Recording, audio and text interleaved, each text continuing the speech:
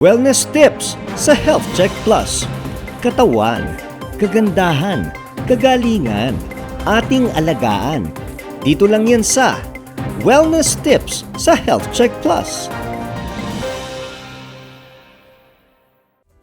Nagbabalik ang Health Check Plus, ang programang pinagkakatiwalaan ng mga eksperto. Kasama pa rin natin si Ma'am Richelle Paladan, isang mahusay na nutritionist at dietitian ng Quezon City Health Department. Ma'am Shell, kumusta po kayo? Okay naman po. So Ma'am Shell, alam niyo po ang dami po namin pumapasok na mga katanungan, no? So diretso na po natin ang ating kwentuhan. So ito po ang isa, ano po ba ang ideal na pagkain kapag sumapit na ang senior years? Ano po ang mga recommendation ninyo sa pagpili ng kanilang pamilya para sa wasto, malusog o healthy food and drinks? Ayun po na. So, narito po yung mga ilang mga food or nutrition tips po. So, gaya ng pa nasabi ko kanina, so dapat lagi talaga susunod po yung Pinggang Pinoy sa pag-prepare po ng mga pagkain sa may gulay, putas, protina na kung maaari ay walang taba, at mga healthy carbs po natin tulad ng mga whole grains, patatas, kamote at iba pa. So, dilimitahan din po yung mga pritong pagkain at sa halip ay gumamit po ng mga ibang mga pamamaraan sa pagluluto. So, napakarami pong ways sa pagluluto kasi hindi lang po talaga pag-fried. So, mayroon po tayong boiling, steaming, pag-iihaw, or kaya baking po. So, maganda rin po yan nagdag natin sa kanilang diet ang calcium at vitamin D dahil nga nabanggit natin kanina na isa po yun sa mga kulang na yung nutrients sa ating mga seniors. So, yung mga pagkain po na mayaman sa calcium at vitamin D, so ito po yung mga nagpapalakas ng ating mga buto at ngipin. So, halimbawa po nito, gatas na low fat, mga maliliit na isda na may buto tulad ng dilis, sardinas, pati mayaman din po ang malunggay sa calcium at vitamin D. So, iwasan din yung handaan sila ng mga pagkain para taas sa asukal, asid at taba. Ako, napaka-practical po talaga ng mga tips ninyo at nalinawan kami, Ma'am Shell, no, kung ano-ano ba yung mga pagkain na mataas sa calcium at vitamin D na pwede namin isama sa mga pagkain ng ating mga seniors. Dito po sa susunod nating tanong, Ma'am Shell, no, ang kanilang lola daw ay madalas na ma-constipate. Healthy food tips po ninyo para laban sa constipation. So, magandang tanong nga rin po dito. So, nabanggit din natin na sa constipation, ito po yung kulang talaga sa fiber, kaya nagkakaroon po ng constipation or hirap lumingit po, no? So, yung mga dapat po natin piliin, syempre mga pagkain na mayaman po sa fiber. So, usually naman po yung mga mayaman sa fiber, yan po yung mga prutas at gulay. So, kaya baka nakakailang na po sila sa mga health checkers sa akin, kakasabi ko po ng prutas at gulay, pero mayaman po kasi talaga yung prutas at gulay sa mga gantong nutrients, mga fiber, vitamins at minerals, no? So maganda po prutas po, mainam kung may balat din po ikakainin katulad ng apple at peras po, no? And then yung gulay po, halos lahat naman po ng gulay mayaman sa fiber. So mainam din sa mga healthy carbs naman po, kung familiar po ang ating mga ka-health checker sa brown rice, whole wheat bread, so mayaman po yan sa fiber, and then mais, at syempre natin kakalimutan po na uminom palagi ng tubig kasi ito po nakakatulong para hindi po mahirapang dumugi. Din po pala yun, Ma'am Shell, no? At totoo po kayo kahit paulit-ulit po natin sinasabi yung prutas at gulay dahil napakadami po pala nitong naitutulong, no, para sa ating healthy nutrition. So, Ma'am Shell, nabanggit po natin ito kanina na yung mga matatamis o di kaya yung maaalat, ano po yung mga dapat iwasan naman kasi kapag sinabing diabetes, laging ang advice wag matatamis, Meron po ba kayong ibang advice para po sa ating mga senior citizen na na-diagnose na po o merong diabetes? Yun po. So, syempre, kabilang na nga po yung mga matamis. So, hindi lang po yung mga pagkain ng matamis po, no, yung dapat iwasan. So, usually yung mga matamis na yan, meron din yan sa mga soft drinks. So baka naisip nyo na pag soft drinks or naisip na pag matamis sa pagkain, mga cake lang, candy, mga donut, ensaymada. Pero yung mga inumin din katulad ng mga soft drinks, mga energy drinks, mga taas din po yan sa sugar. So dapat iwasan na po ito ng mga seniors na diagnose po na may diabetes. So dapat din pong iwasan yung mga processed foods, yung mga matataba po talaga tsaka maalat na mga pagkain. So yun po yung mga dapat po iwasan kapag meron na po diabetes. What about hypertension? May alta presyon o high blood, Ma'am Shane? Kasi ito, common din ito na condition sa ating mga senior. Meron po ba kayong advice regarding sa diet ng mga may alta presyon po nating mga seniors? Yun po. So yung mga pagkain po na tumutulong din lang pong bumaba po sa ating yung cholesterol and then blood pressure mataas po noon ay yung pa rin po mga gulay at prutas po natin. So kasi mayaman po sila sa mga antioxidants po talaga na para bumaba po yung blood cholesterol or blood pressure po. And then gayon din po yung mga buong butil, yung mga whole grains po. So katulad ng mga mais po, ganyan, brown rice. So nakakatulong po sila para mapanatili naman po yung normal na level po ng ating cholesterol. So, syempre po, since may hypertension na po yan, so kailangan yung mga protein sources po natin, mga walang taba po. So, for example po sa chicken, so yung chicken po kasi, yung taba po yan nasa balat po ng chicken. So, maaaring po tayo, kung may ganito na po ang ating senior, pwede na po natin tanggalin yung balat. Tapos, ipakain yung ibang, yung natirang party po ng chicken po. Then, mas maganda rin po kung sa chicken po, kung sa chicken po, yung breast part ay yung pipiliin kasi yung po yung konti lang po yung taban or halos wala na nga po siyang fat na meron compared po sa ibang party po ng chicken. And then, maganda rin po na mga healthy fats po yung gagamitin katulad po ng canola at olive oil po. Naku, Ma'am Shell, maganda po yung na-share niyo sa amin, no, na pati pala yung mga parts ng mga karne na include natin, no, dapat ay conscious tayo, pinipili din natin kung ano yung binibigay natin sa ating mga senior. So, Ma'am Shell, regarding sa karne, madalas po namin itong naririnig na bawal na raw ang karne sa matatanda. Totoo po ba ito? Ano po ba? Dapat na po ba silang maging vegetarian talaga? Madalas nga po natin naririnig yun, no, na bawal daw yung karne sa mga matatanda. Pero hindi po yung totoo. So, hindi bawal yung karne. Basta tama po yung uri at dami po na kinakain natin. So, bakit hindi bawal ang karne? Kasi kailangan pa rin ng mga seniors natin ng mga protina. At isa po sa mga pangunahing pinagkukunan po nito ay yung karne din po mismo. No? Kasama dyan yung isda, itlog, tokwa at munggo po. So, napakahalaga po ng protina, katulad po ng mga nasabi ko kanina kasi nakakapagpanatili po siya ng lakas ng ating mga kalamnan. So, mabilis din pong kumaling yung mga sugat natin at maging super immune system natin kapag kumakain po tayo ng protina. So, hindi po kailangan maging vegetarian ang ating mga seniors kasi pwede po silang kumain ng mga karne. Basta, lilimitahan lang po sa dami at tama dapat po yung kinakain po. Magandang reminder yan, Ma'am Shell, no? So, hindi pala total ban sa karne, mga health checkers, kundi pili lang at tamang dami dapat, no? Ma'am Shell, ito nabanggit natin kanina, no? Yung marupok na buto. Ano naman po yung ma-advise ninyo para mapanatili ang strong bones ng ating mga seniors? So, para mapanatili naman po ang matibay na buto ng ating mga seniors, so kailangan po nilang kumain ng mga pagkain at inumin na mayaman sa calcium, vitamin D at iba pang mga bone-supporting nutrients po, no? So, yung mga pagkain po na mayaman dito ay ang mga sumusunod katulad ng gatas, pero mas maganda pa rin po kung low-fat na gatas para talagang tataas yung cholesterol or fat levels po sa katawan. And then, meron din pong yogurt, keso, isda na may maliliit ang puto katulad nga po ng kili, sardinas at tamban, tokwa, tako, malunggay, pechay. So, yan po matataas yan sa calcium at vitamin D. Tapos, ito, hindi po siya pagkain, pero libreng source po siya ng vitamin D.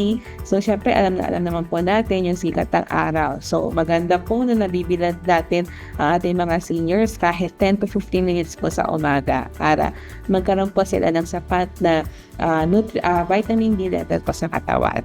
Mm. Naku, magandang reminder yun 'no, Ma'am Shell. Hindi lang pala pagkain ang dapat na pag-usapan 'no, kapagka pinag-uusapan ng healthy nutrition. Pati po pala yung pagbibilad sa araw 'no, maganda din pong advice yan para sa ating mga seniors. Ma'am Shell, dito naman po meron tayong isang, health checker 'no, ang kanyang lola po ay hirap sa pagtulog naman. So, meron po bang dapat iwasan na mga pagkain para sa mga senior citizens na hirap na pong matulog? Yan, so napakagandang tanong po ulit 'no, dahil nga ang quality na tulog po ay kasing halaga rin siya ng tamang pagkain para sa kalusugan ng ating mga seniors. So may mga pagkain nga po na nakapagpapahirap nga po sa pagtulog po natin. Pero gano'n na rin po, may mga pagkain din naman po nakakatulong mag-relax at magpahimbing sa atin. So bukod sa mga pagkain po na nakakapagpahirap, so babanggitin ko na rin po yung mga nakakatulong pampa-relax po, 'no. So yung mga dapat iwasan po kung hirap na po makatulog ang ating mga seniors, 'no.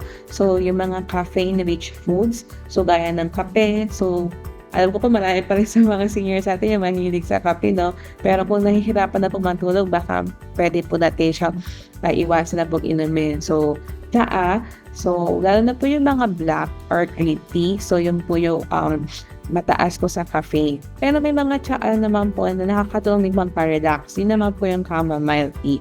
So kung gusto po mag-relax, so chamomile tea po yung inumin. And then, ano pa ba yung mga caffeine-rich foods? So, yung mga chocolate, mga energy drinks, so ayun. Then, yung mga matatamis, maaalat din po, so mamantikang pagkain. So, kung hirap na po makatulog, kailangan din po talaga siyang iwasan. So, samantala naman po, yung mga pagkain naman na makakatulog, yung mga mayaman naman po sa minerals na magnesium tsaka potassium. So, nakuha po natin siya sa mga pagkain gaya ng saging, mga dark leafy vegetables po, pati na rin po ang avocado. So, nakakatulong sila para makapag-relax po yung ating mga muscles. So, mas nakakatulong para makatulog din po yung mga seniors natin. And then, maganda rin po kung talagang hirap or kung may gustong inumin pa bago matulog. So, maganda rin uminom ng warm na low-fat milk o kaya na sa fat po. So, makakatulong po yan. Napakaganda ng inyong mga advice, Ma'am Shell, 'no. So talagang napakalinaw po kung ano yung mga dapat iwasan at yung mga paantok ba o nakakatulong ang ating mga seniors, 'no. Kanina nabanggit natin, Ma'am Shell, yung hahain ng mga sabaw sa ating mga seniors. So may ilan naman po nagsasabi sapat na daw ang sabaw-sabaw sa mga matatanda. Pero kapag tinignan po, kulang sa laman o gulay. Ano pong advice niyo tungkol po dito? So, tama po kayo na hindi sapat ang puro sabaw-sabaw lang para sa mga matatanda. Tsaka parang pag sabaw lang din po, parang ang lungkot yung tingnan kasi parang wala kang ibang makakain kundi sabaw lang. So, minsan, parang dali ang busog lang yung nararamdaman pag puro sabaw po yung hinahain, no? Kasi yung sabaw, syempre, meron na po siyang tubig at may kaunting asin, kaya mabilis na lang makabusog. Pero, kaunting or kulang po siya sa nutrition.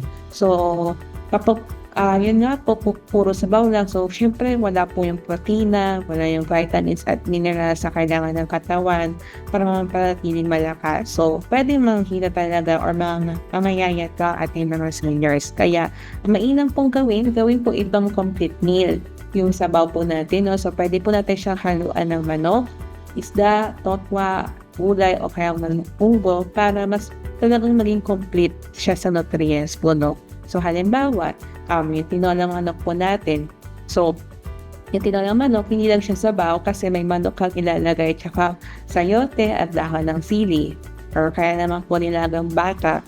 So, mayroon kang baka, ilalagay pati po ang mga gulay katulad ng repolyo at saging na saba. So, talagang masustansya siya at hindi lang sabaw yung makukuha mo doon. So, talagang magiging masustansya at mas makakakuha na maraming nutrients po ang ating mga seniors kapag ganun po yung ginawa.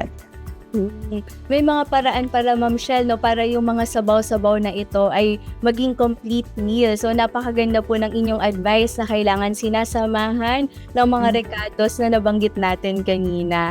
Ito po, Ma'am Shell, yung susunod na tanong natin ay tungkol naman sa role ng pamilya, no? So kanina nabanggit natin na nakakapagpagana sa kanila kapag may kasama.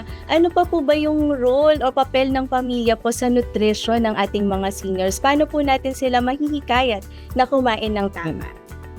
So, ayun nga po. So, napakahalagang parte po ng pamilya para mapanatili po talaga yung tamang nutrisyon ng ating mga senior citizens, no? So, habang tumatanda po, nagbabago na po yung kanilang panlasa, nagkakayahan kumain. Kaya, malaking papel nila para matulungan silang maging malusog at masigla ulit.